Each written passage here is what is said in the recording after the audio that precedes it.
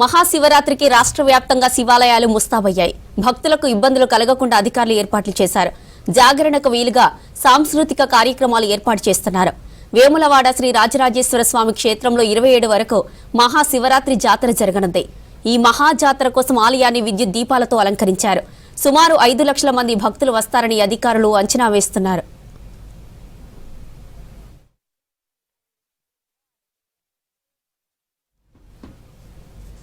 సిద్దిపేట జిల్లా కొమురవెల్లి మల్లన్న క్షేత్రం శివరాత్రికి ముస్తాబైంది. జాతర బ్రహ్మోత్సవాల్లో భాగంగా ఆలయం పెద్దపట్నం వేసే తోటబావి ప్రాంగణాన్ని విద్యుత్ దీపాలతో అలంకరించారు.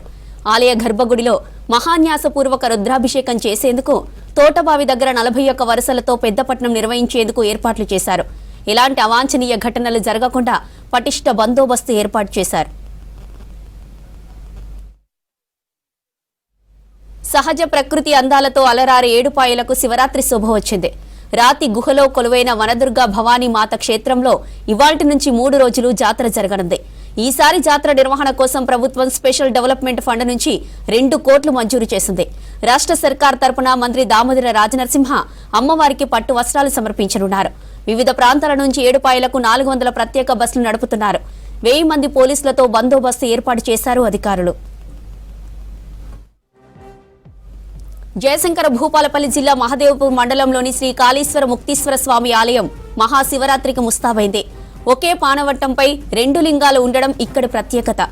శివరాత్రి సందర్భంగా లక్షలాది మంది భక్తులు తరలివచ్చి త్రివేణి సంగమంలో పుణ్య స్నానాలు ఆచరించి ఆలయం ఆవరణలో జాగరణ చేస్తారు.